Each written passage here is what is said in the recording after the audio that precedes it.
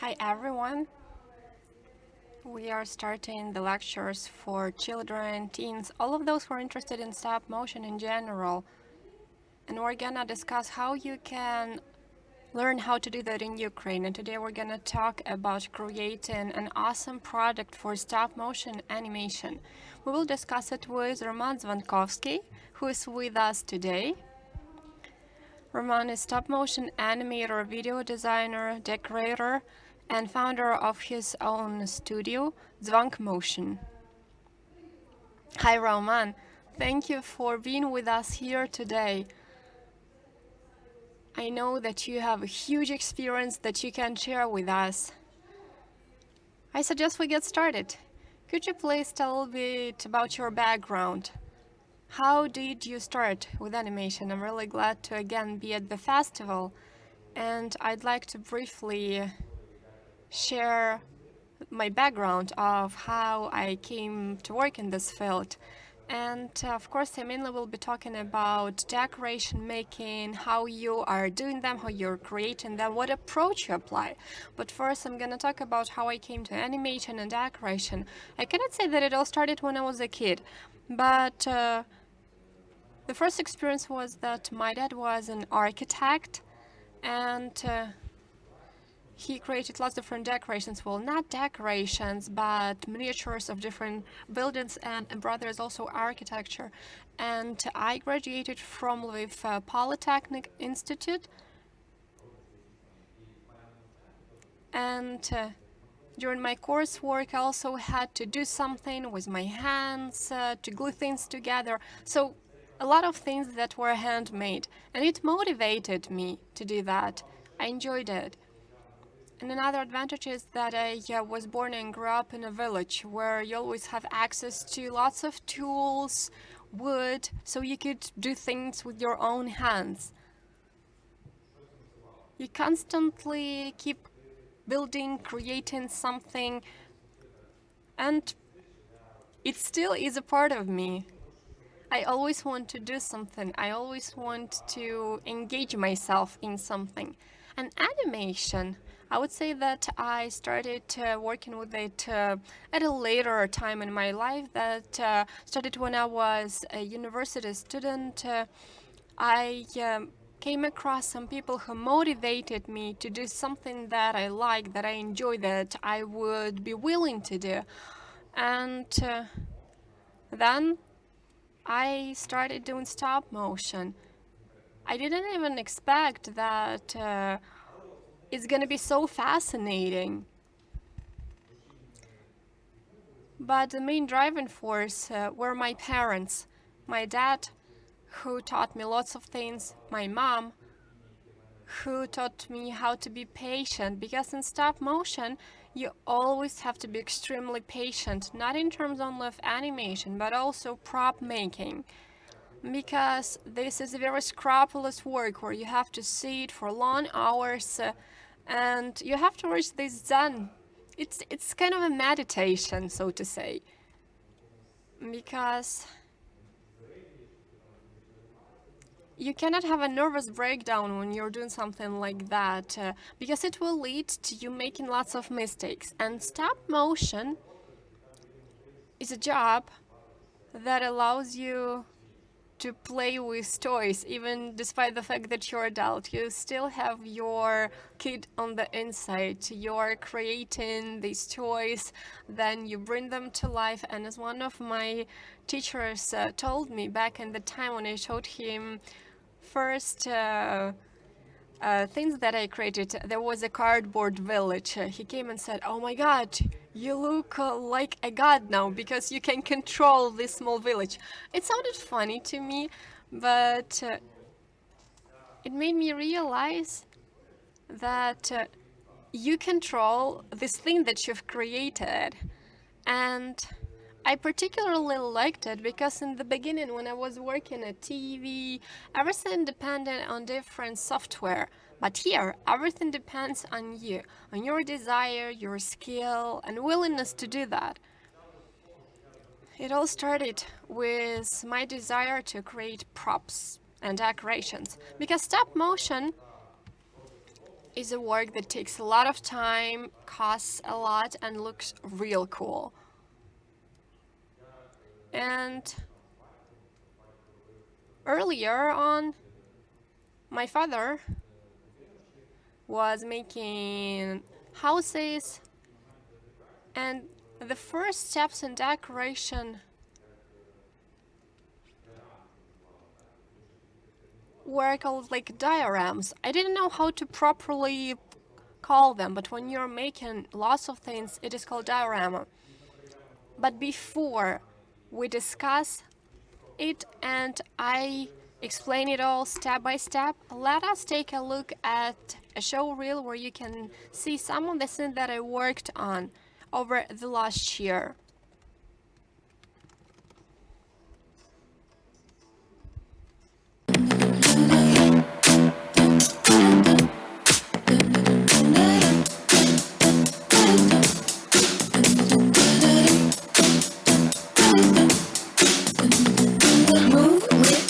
Shake it up, stop when the clock hits 13. You've been working, but you're flirting with the weekend. You can freak out. 1 in a million. You're a gem shine when the light grows dim. Sing 1, 2, 3, 4, 3, 2, 1. Cause no one can do it like we do it, like we do it, like we do it. Cause no one can do it like we do it, like we do it, like we do it. Cause no one can do it like we do it, like we do it, like we do it. Cause no one can do it like we do it, like we do it, like we do it. We got the right stuff. We put the hammer right down. Wanna be like us? You better stick around. If you want it, you gotta prove it. Like we do it, like we do it.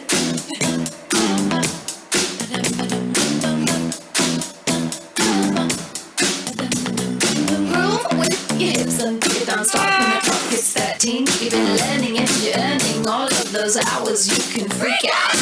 1 in a million. Gonna shine bright and you never go dim. Sing it 1, 2, 3, 4. Cause no one can do it like we do it, like we do it, like we do it. Cause no one can do it like we do it, like we do it, like we do it. Cause no one can do it like we do it, like we do it, like we do it. Cause no one can do it like we do it, like we do it, like we do it. We got the right stuff. We put the hammer right down. Wanna be like us? You better stick around. If you want it, you gotta prove it. Like we do it, like we do it. Cause no one can do it like we do it. 1. Cause no one can do it like we do it, like we do it, like we do it. Cause no one can do it like we do it, like we do it, like we do it. Cause no one can do it like we do it, like we do it, like we do it. Cause no one can do it like we do it, like we do it, like we do it, like we do it. Круто дуже, стільки. Awesome. So many things. And you say that all of these were created over the last year. Yes, these were created over the course of the last year. Well, I wouldn't call it tradition, but everybody's trying to take all of their best works over the last years. But I decided to show the newest things. You probably have lots of works. Well, not all of them can be found in public access. Well, I wouldn't say that I have lots of works, but I've been doing that for 8 years now. In terms of decoration, you cannot keep all of them, because then you become a person who is stockpiling everything around them. So you understand that you have to change something, you have to create something new. So you can keep some parts of the decorations to just enjoy it, keep it as an eye candy. But the rest should be getting rid of. And now I'd like to go back to diorama, a thing that was really fascinating in decoration production. Together with my father, we started working on a diorama. Back then, I wasn't calling it like that. He was making a straw house. This is Dzvonkovskyj architecture, and I wanted to make it look as realistic as possible. And I started looking up how can I do that, was looking for people who know how it's done. Specifically now, there are lots of available resources on YouTube where people say how you can do that, what you need to do. So you get into the world of different information, start experimenting, you start trying out different materials to understand what works best, how you can make things look realistic. And when we were working on these houses, I was also working on relief, and I was working for the first time with the foam listerol. There was supposed to be the river and some hills,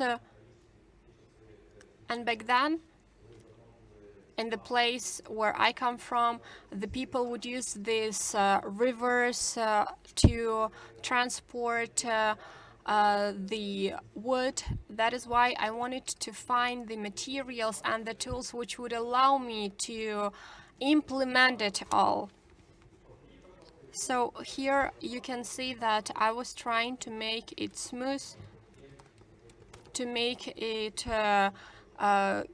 with the plaster more smooth. Then I had to also add some soil on top and some grass, and I started experimenting, creating new things. For example, as here in the picture, you can see some of the things that I was using. Before, this used to be a special electrical thing to kill the flies, but then I turned it in a special tool that was that has electricity, and if it is grounded and you use the glue, you can create special kinetic grass. Can I please ask one thing? Where do you get it all from? Where can you get, for example, kinetic grass? Is it special material that you can use? Well, I didn't produce the grass myself. I was wondering who does what, and in the end I'm gonna show a slide where you will be able to see some of the YouTube channels. Can you find that in Ukraine? Yes, you can find it then in Ukraine. There are websites that sell different stuff that you can use to create diorama. It all depends on your taste, what you want to get in the end, how realistic you want it to look. And of course, different price range. Or you can find the components and produce it yourself. So you either can pay more and buy the ready-to-use material, or if you want to save up, you can buy the ingredients and make it on your own. And I was not trying to save up money, but I was rather trying to understand how it is done. So I created this flocking device on my own. You can use it to do something with the flower, but I used it to work with grass. It served as a conductor, so it was grounded, and as it was electrified with this kinetic grass, in the end you can see on the top right there is a small house. So it was electrified, and that is why these millimeters of this grass, which is important in creating dioramas and in animation as well, is taken to a certain scale, so that the grass is not growing about the roof of the house. It can be 2-3 millimeters or even 1 millimeter. And you can even make it different colors. It can be green like in spring, or it can be yellow like in autumn. So this is sold in these plastic bags, and you can choose what millimeter you want to have. This is called flocking, and you can use it to plant this grass on your hectares of land. And next, I also started working with epoxy resin. I wanted to do river, and I realized that it is very often used to do different tabletops, but there was not enough structure to it. I wanted it to depict waves, things like that. So I went to the riverside. I picked the rocks there. So first I made the cliff, and it looked heavy. So I realized that there should be some imitation of stones. And then I also started working with latex. It is a very thin film, and it helps you to imitate any kind of structure. Say it may be working with wood to imitate its structure, or imitating rock. So this is an imitation which was created with the help of latex, because I realized if I'm gonna use the real rock, then it will be very heavy to bring it to the museum. And next I started working on the details. I was trying to understand how to better do the trees. For example, you take a wooden stick, and to make the branches, you go to different flower stores, you look for different parts. People won't think that you want to buy flowers, but you're actually looking for something that normally is not sold at flower shops. And to make this foliage, I was using foam that was ground in the coffee grinder, so that it looks like leaves. And I glued it to special discs made out of ground coconut, and then you had these rings that you were putting on top of one another, and then you used the spray glue so that this foam could glue to it. And you see that in the end you get very realistically looking trees. Here you can see a close-up. So this is what you got in the end.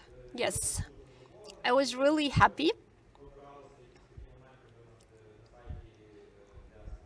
And of course, I was using different pastes that were helping me to make a river looking better, because when I was working with epoxy resin, it looked quite smooth.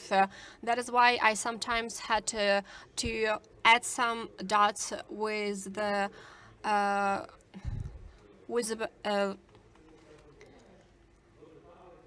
you had to add some ads with a special stick with a brush, working on all of the details, and you want to make it look as real as possible. Yeah, I see that you're being perfectionist, and I can see that in you. And this diorama, we have a museum in Vygoda village, the museum of the local heritage, and this is one of the dioramas. I decided to take a picture that is with the real river at the background, real mountains in the background, so you see how well it combines with the real landscape. So I was especially satisfied with the end result. And after that, but not only after that, that allowed me to understand that that should be a part of working on animation. And stop motion is something that depends on details a lot. And if you want to do something perfect, then you have to ask somebody else to take a look from the side, saying, okay, that's enough. You have already done lots of things. And I have object animation and character animation. I suggest we first talk about the object animation, when we have not the characters, or it seems as if we have characters, but mainly these are some items. And I would like to look at it talking about dodo socks, so that you understand what are the pitfalls and what should be the structure, so that you can create a good project from A to Z without getting lost. Everything is simple and complicated at the same time. But any animation starts with an idea that can look as what you can see now on the right. You simply have text written and you have socks drawn. So this is what you're based on, and afterwards start thinking about the visual part and creating storyboard. This was the storyboard. We were cooperating with Marian Poroshko, who is a musician and an artist. And when he had written down the idea, I imagined that visually we drew storyboard and our opinion coincided so much that we were happy. It was just the way I imagined it.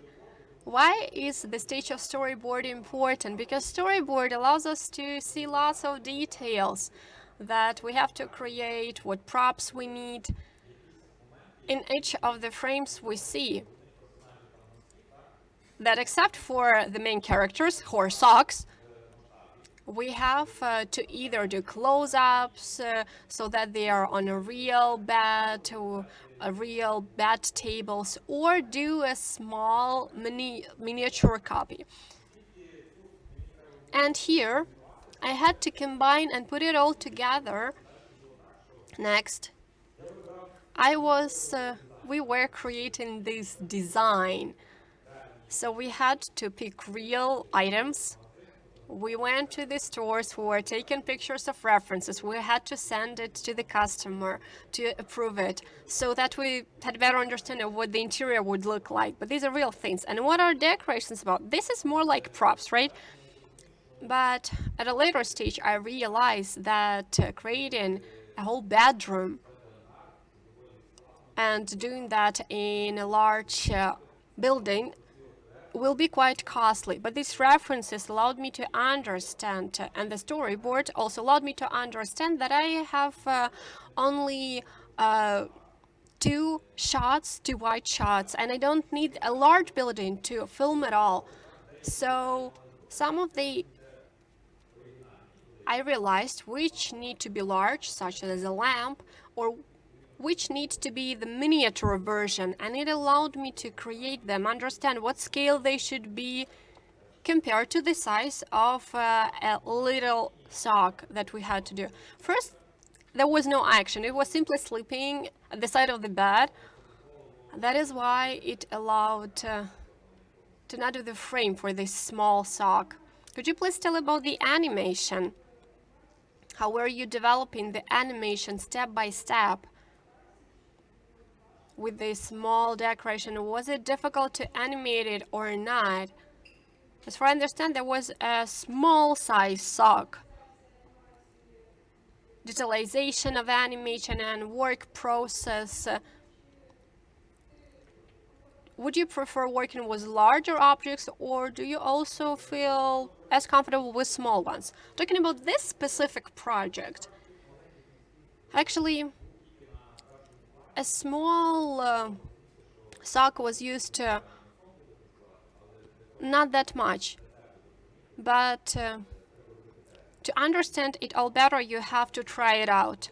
And I did test it.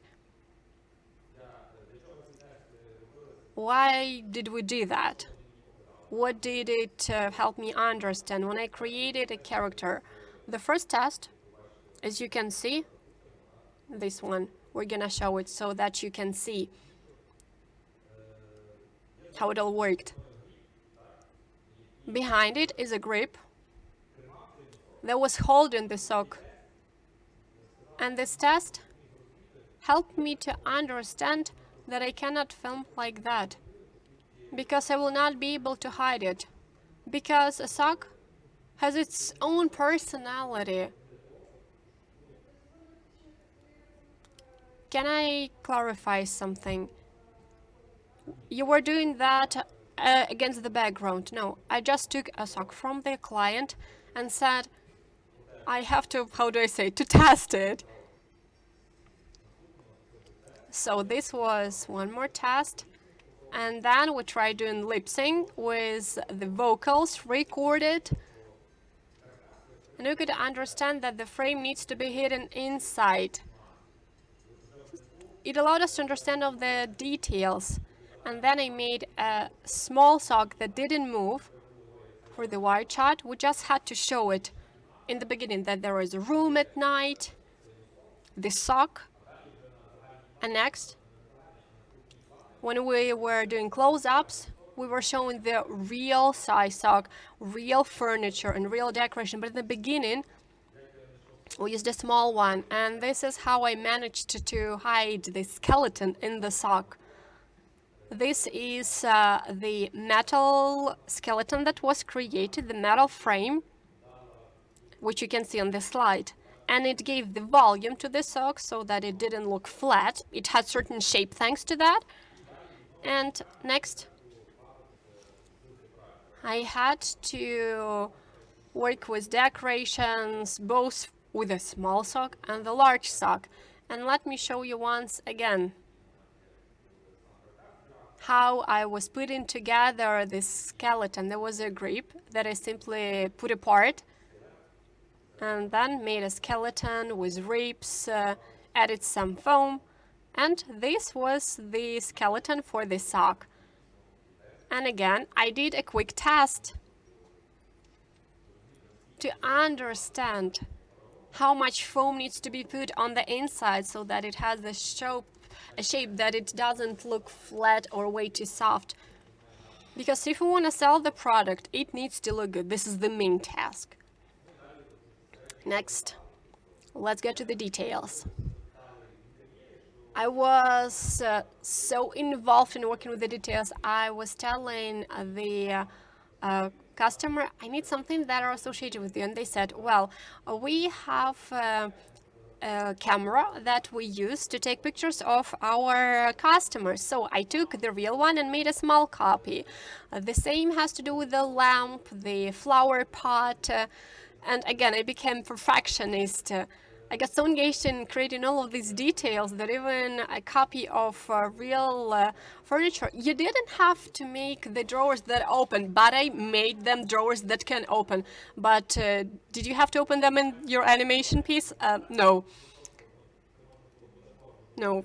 You could simply glue them. But as you can see, at the bottom, I was also doing tests. You can open all of the drawers. Everything is multifunctional. So something gets out of there, but in the main animation piece, in the wide shot during daytime and nighttime, they were not getting opened. The same has to do with many other details. The original ones that were proved, I had to do the miniature version of them. For example, the armchair, I tried to do all of that with real material. So if that was a wooden armchair, it has to be a wooden one. So it seems that you are creating miniature, but at the same time you're making it out of natural materials. But it is a smaller version simply. And also, when we started discussing what will be the floor, and we decided that it will be good to have the parquet, the hardwood floor. And then you start thinking, what will you be doing that from? And I came to work, went to a coffee shop to get a cup of coffee, and all the time you get these wooden sticks that you use to mix the sugar. And then I went to the coffee shop, but all of them that they had, so I cut it. How much time did it take you to do this hardwood floor? Well, to make this hardwood floor, in total, I think I could have done it in the course of a day. But you have to put it on the glue, then you wait so that it dries off. And doing this parquet floor is pretty much the same as creating the real one. You have to put it in a shape of a fir tree, then you have to also cover it with the coating, pretty much the same as working with the real life floor. And I had a larger beard back at the time. I was all covered in sawdust because I was trying to smoothen it. Because if you simply put it up, this thing that was glued on the cardboard, everybody who saw it said, this is like a picture. You can put it in a frame and then on the wall. This is not the parquet floor, but rather a piece of art. So you can see that as an end version I gave this room to the customer, so now it's standing in their office. It's a favorite place of their dog. As you can see on the picture, is just adoring that it has such a nice interior. They really value that. And there's one more detail. When I already assembled this room, as for the walls, I totally created tests. All the tests allowed me to understand what needs to be stuck and just fixed for it not to be broken or falling away, for it not to move because you had an extra breath and it just lost its position. So you don't only have to have patience and to freeze during creating the animation. The same happens with the set design, with the scenery. You need to understand what has to be fixed there. And we can watch this video fully from the backstage, how it used to be produced. So whatever I told you about can be seen in this video.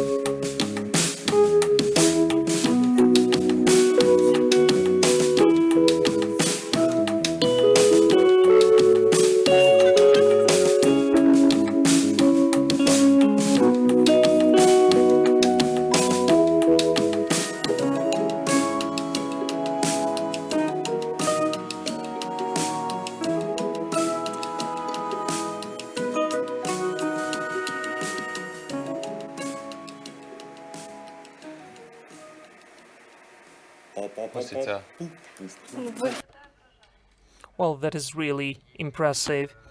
And the moment when there are lots of details which I did not mention in my slides, because then we will stay here for lots of hours and we'll spend this time only for one work. But you have noticed various details. For instance, there were original lights, and we had to create a little copy of those lights, so I had to create the nodes of those little balls and then to put the thread with the glue and to create the so-called flasks of the original lights, just to make it as original as possible. So first of all, it looked like, why shouldn't we do that much of details? Because you can see the picture, but it works. And I always repeat myself that the power is in the details. There cannot be too many of details. Maybe there are sometimes too many of details, but it seems to me it's okay. I do apologize, but I have such a question which is a bit of a provocative one. Stop-motion animation is not only details, it's also about not only about the real world, it's also about the retransformation, when you can, for instance, restore all of the details in the feature movie. Why do you create animation to create this re-embodiment of what we cannot do in the real world? Do you use these tricks, these belongings, or maybe these re-embodiments, or you don't like to do that? Well, it is interesting, in fact, but when we speak about the details, all of that, you still need to create the atmosphere, the environment, where you retransform out of the sockets living there. So you need to create the whole world. You even do that through yourself. Yes, true. So I don't know, maybe I don't do anything with this kind of re-embodiment and transformation. It's more of a realism, when you can see yourself as well. The whole idea was to take it as a love story, but it's very trite, because every morning we are just trying to search for a second sock in the pair when the first one is lost. So it was important to show the room, all of the details, for this room to be associated with the customer himself, and for him to understand that is really our room, that's where we live in. Everyone has such a bedroom, and the next point is about the animation. I will show you the video as well. Let us wait a bit, because we've got a question about the video from Dodo Socks.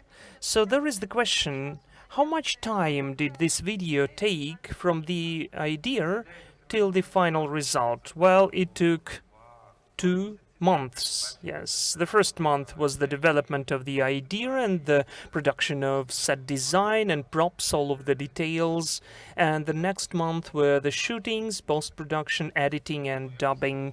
So sound design, yes, it seems to be quick, but when you have this sparkle in the eye, when you like this work, then it is working rather quickly. And there is the clarifying, how much time did the development of the props, of the set design take, of the scenery?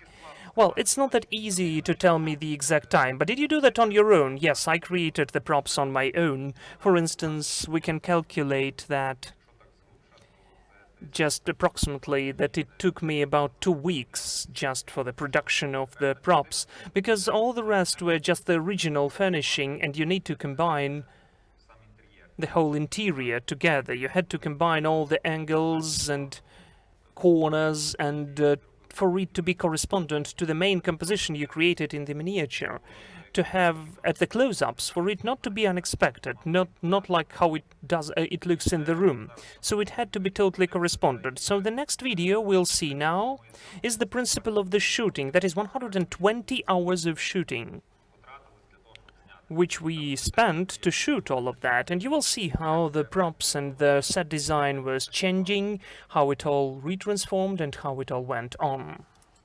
Day 3.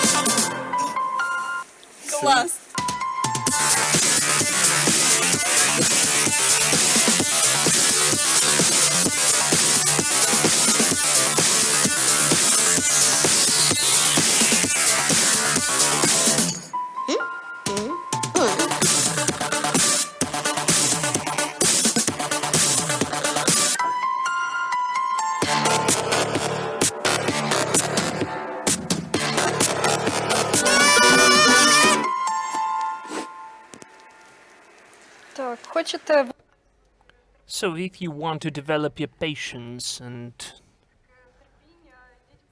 the real patience, you should try the profession of animator. This is what we wanted to have a message. Yes, this is a nice piece of advice. You need to understand that it's not just taking place quickly. You cannot create that hyper quickly and to perform it that rapidly. We all need time for that. And besides you understanding that yourself, maybe it won't work first. Maybe even the stick won't be glued to the first stick. So you'll need to experiment and test a lot. You took this type of glue, then a different one. This is the constant experiment if we're speaking about the props themselves. And animation is a different moment of relaxation and calm and meditation, when you need to be really weighted. When you come closer to this issue, you can understand what's going wrong since the first frame. Maybe you'll need to reshoot and it won't be working. It was impossible to do it without testings, because it's obvious that you can come and consider yourself to be an expert who can shoot the whole minute for a day, or it's either self-deceit or you really do that, but in the end of the day, what is that minute of the animation? What's its quality? So if you ask me how much I can produce in stop motion of a high-quality animation, up to 4 seconds a day can be done. Well, that is a lot. Yes, it is a lot. I know that the standard is 1 second a day. Well, I'm not such a huge studio, I don't have any deadlines, so I need to do my best. I do agree with you that I can create even better, but I'm still studying, so I'm sure that sometimes, maybe someday, I will achieve 1 second a day only. But then the deadlines, the terms have to grow as well. When we take commercial projects, bigger films, not that much time is spent. Well, sometimes you want to have more time, but there are some restrictions when you have to be included. Maybe when you are grasped by the idea, you want to implement it and you're ready to do anything to make it, or you have to find compromises. Well, mostly the customers don't have anything to do with animation. They always think that it can be done quickly. Well, mostly yes.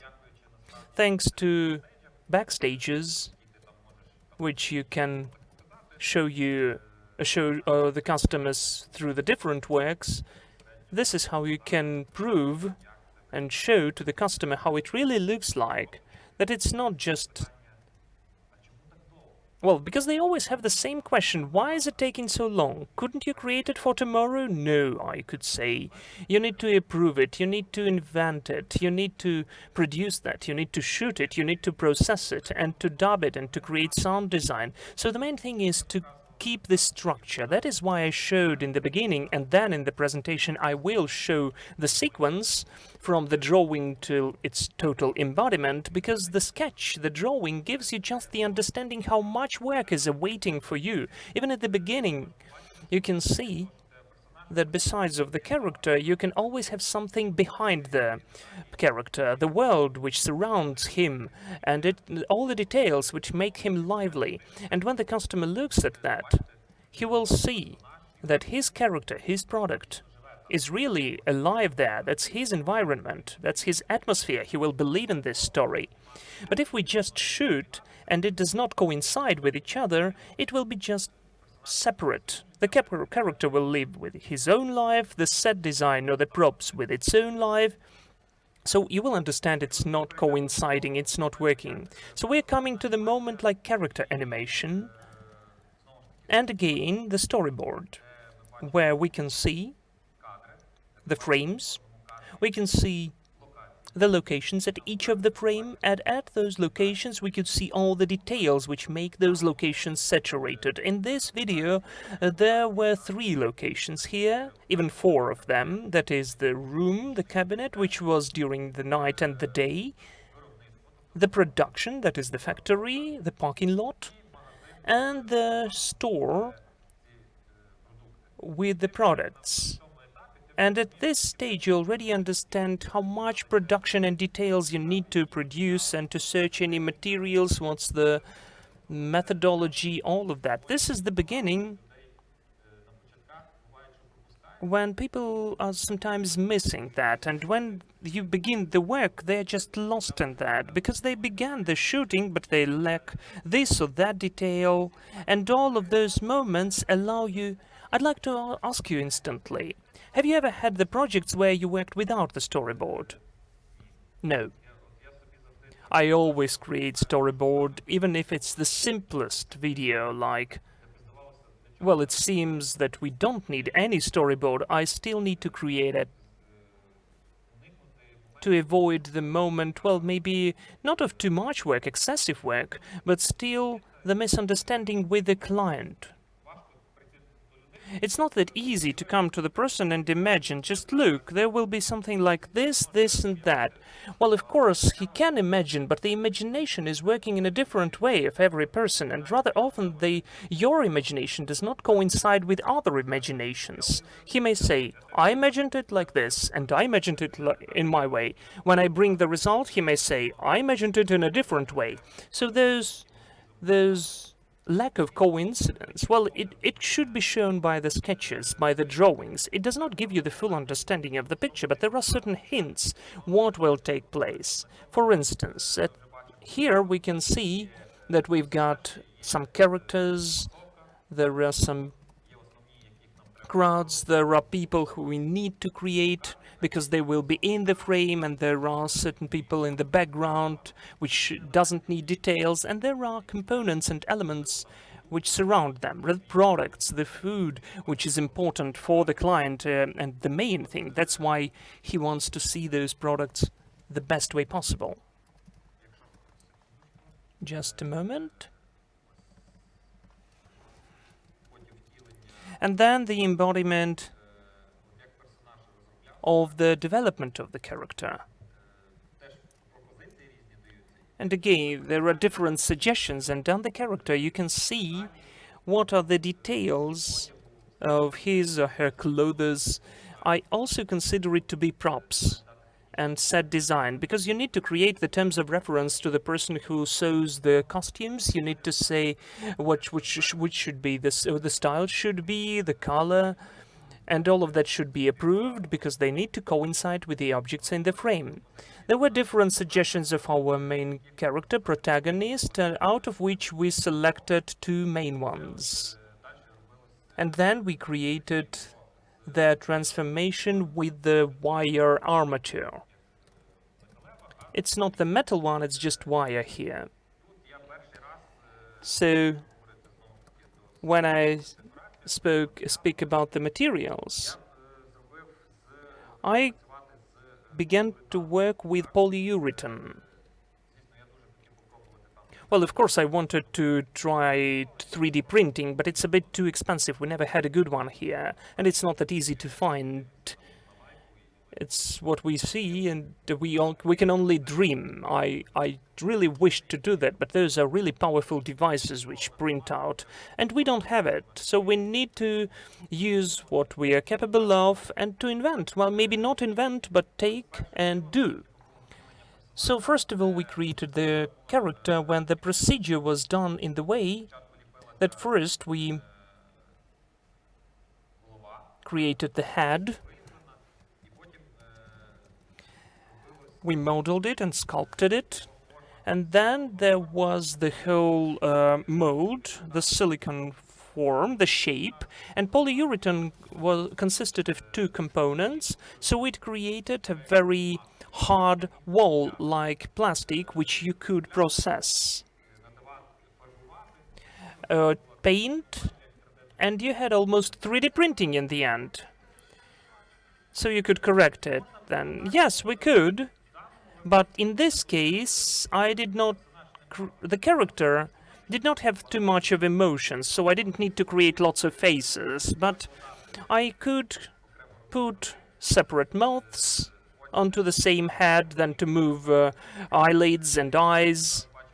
So here we can see how the whole shape, the mold was done. It's the plaster one which is putting it together for the silicon not to be melting. And the two-component polyurethane is poured in, and you have kind of 20 seconds, after which we have to introduce it there for it to be stuck equally throughout the mold. Then you just put the eyes inside to animate. You need to drill out the eyes, and there is the modeling, then the mold itself where you put the polyurethane inside, and it consisted of two parts, the face and the back of the head. So it was stuck. It was stuck with the magnets. I wanted to maybe first to change the faces, but I understood that it's a bit too hard. And in the production and with all of the characters, I need to feel the moment when we need to stop finally, and not to create too much. It's a bit complicated, this moment of stop, when there is no additional person who commands you to stop. So you can create details endlessly. This is a kind of my drawback. Sometimes I don't know where to stop. I want to create more and more. And you need to shoot, but you're still creating props and set design. And then, again, all of the transformation with the details. I got the help from the person who modeled the details in the volume and put it into the app which created the whole the scale, and I printed them out and cut them out then, and then two more people helped me, so it seemed to be a very quick moment, but a bit thorough and too exhausting when I cut out all of the details with the scissors. You can see the 3D model when he sees any side, and we can see which part of the scale is over there, but not to mix them. You need to understand which part of the model has to be glued to the other one. Should it be done with a hard cardboard, but for it to be stuck together when you animate it? Because those are the objects which are static. If they need to be standing without moving at all, we needed to create it in different scales. I mean, the whole truck, two smaller ones and one bigger one, the small one for the wide shot and the bigger one for the close-up with the character. And then I had the whole parking lot at the studio with all the trucks. I didn't know where to put them because they were rather enormous. They looked like this. And also we were searching for new materials. For instance, I needed to create meat, that is the minced meat, which is, well, milled, and I was thinking for a long time, how can I create it? And the kinetic sand helped me, because it used to be pink, but it's a childish color and did not look like real meat.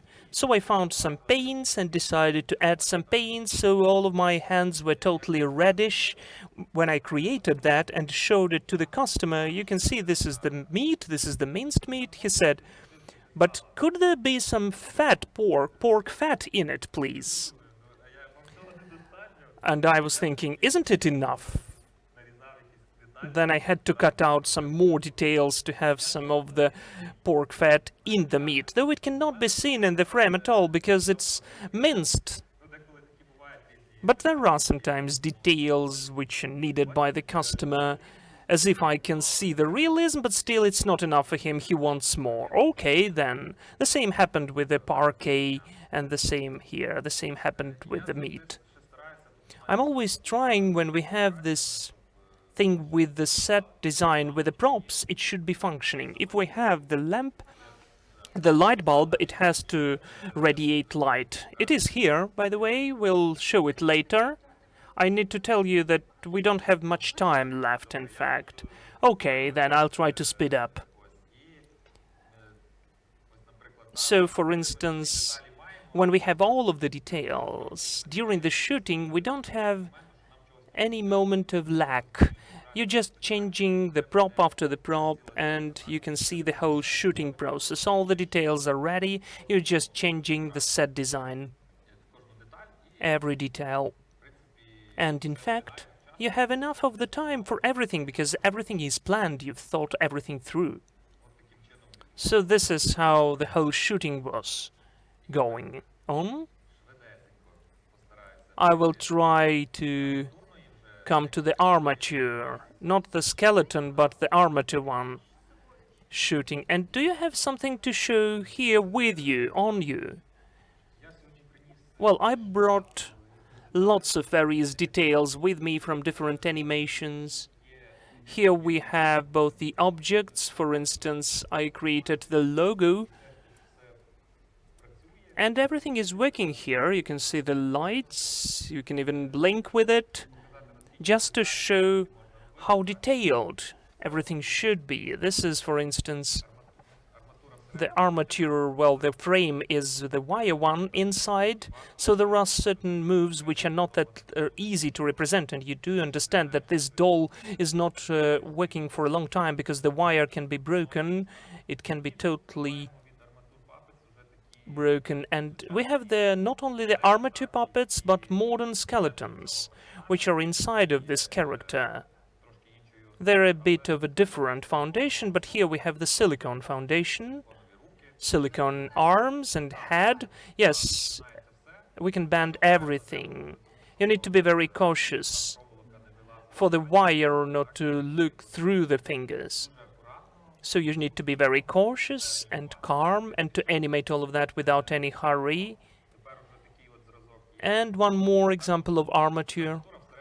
Well, the frame is, the armature is hidden inside, so this is the 100% character. But if we take off all of the clothes, he will look like this. Well, maybe without the guitar, but still this would be the base. And there are different details I took on me. The guitar, everything needs to be done handmade, manually. It needs time and patience and wish. So if you don't have wish, well, of course, it's not that easy to create anything. There is the comment from the viewers. They say that it's really, really interesting. It's such a pity that you're short of time. They're ready to listen to you for half a day. Well, sometimes it happens rather often. I prepared too much, but I don't have enough of time. You can see that you have colossal experience and developments. I would like to ask you, what helps you most of all in your work, criticism or praise? I like, well, healthy or normal criticism. I do perceive it because I feel the lack of criticism. The appraisal can spoil you. Well, it depends on the person. It can spoil you and you will relax too much. You will think that you're doing the piece of genius and you won't be doing your best to develop more. This is totally subjective. That is why I like criticism, even if it's maybe not that kind. When you just look at the criticism, but you can see that it's not true, everything is really perfect. No, I'm not offended, I do my conclusions. In each criticism you can find some share of truth, some zest, where you can take out of it and develop for yourself, to train yourself. So if you don't like anything, please criticize. I don't mind it. I'm listening to all of that. This is not hate speech, it's just criticism, the healthy one. Готовий ти вже передавати? Are you ready to pass your experience on to your younger colleagues, or maybe even your older colleagues, those people who are ready to learn? Is there a request? When people are asking, could you please teach me how to do something like that? Yes, there is a request. And normally you cannot get enough training, whether you're working with animation or props. We don't have lots of schools that would focus on that or major in that. For example, it is specifically complicated in Lviv to do things like that. I used to organize workshops in schools, but for kids mainly. And currently I'm thinking about creating a school to raise apprentices who at a later point in time will be a part of your project, so that you can delegate some of the things that you do so that you can focus specifically on the things that you like, because an animation process is quite a bulky one, multi-component, and you can do everything on your own, but it is quite complex. But what do you like doing the most? Maybe you're fed up with creating decorations and you want to organize the process specifically, or is it vice versa? I guess you have realized that I love doing decorations, and out of all the processes, creating decorations and animation are two favorite ones for me. Of course, you gotta share with others, but I think that this is the thing that I specifically like is when you're doing something, you're bringing it to life, when you are breathing life into it. What would you recommend to people, children, and teenagers who are only doing first steps in animation? What would be your message that you'd like to convey? Be patient. You have to understand that for some people, well, they are gifted in terms of being patient, and others need to learn how to be patient. Whatever you're doing, it requires a lot of work. And you have to gain certain qualities. You don't get them out of nowhere. Of course, there are some people who are geniuses, who are born like that. When you're saying something, and some people can say that, I don't know how to do that, but you first have to give it a try. And only afterwards you can say whether you can do that or not. Because when you just say that, of course, the first reaction will be, that's way too complicated. You first have to give it a try. And next, you have to become patient and keep working. We are getting more questions coming. And the question is, what do you like the least in the process? Well, it is quite complicated to answer because I also like music and sounds, because any animation is a combination of it all. Sometimes sound can save the picture. So I guess I have the taste to pick the right sound. This is 50% of work, and I cannot do something without sound. That's why I'm imagining things with the sound from the very start. And this is also something that I want to learn to do. And talking about what I don't like, well, it's really hard for me to answer. I guess there is no process that I don't like. Probably, well, probably when somebody's doing something and you wanna change what they are doing. One more comment saying that you opening a school would be cool, or at least organizing some workshops. Well, workshops are not enough. It is simply like showing a cake but not letting others bite that cake. You have to do something that would be really in-depth training, so that you allow your students to understand the process A to Z, so that they can understand what they enjoy the most. Because the biggest problem is that when a person comes and you're asking them, what do you want to achieve? And the person says, I don't know. And then you start looking for an approach saying, let's give it a try. No, I don't want to do that.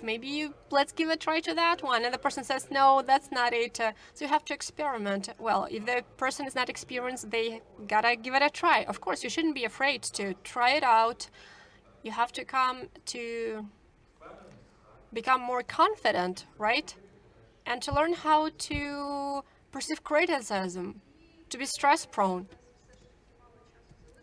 to be able to cope with the stress. And one more question. Could you please recommend YouTube channels for inspiration? Let me try click through my presentation. Wow, you have prepared so many slides. Yeah, we're gonna skip some slides. I guess you can find things on Vimeo talking about working with metal bars. So these are the websites that I have picked. This is where I was learning about creating dioramas, what they are made of, what it should look like. In terms of animation, Pass and all these people I really like when it is done on a film, which is not a celluloid, but I also looked at what is done in other countries. It looks really good. I really like when you can see it on the film when you're taking a picture, and there is something interesting and intriguing to that. It allows you to have fun time. Say you are going to a park, you are drawing something on a film, and then you're looking at how it looks in the nature. So you can see it all on Facebook page at Dzvonk Motion, on Vimeo and Instagram. I'm trying to share everything, so please subscribe and follow. I'm extremely grateful for such an interesting introduction and all of the details that you have shared, working with props. This is an incredible world that can be created. You can make something out of nothing, and this is the essence of creativity. I'd like to wish you to have lots of inspiration. I'd like to tell you that we're meeting also tomorrow at 12 p.m. We will be talking to another young speaker, Igor Bondarenko, who's became passionate about animation at the age of 8, and at 12 he started creating his first animated film. And since it had been to many festivals and won lots of prizes. So thank you very much for being with us today.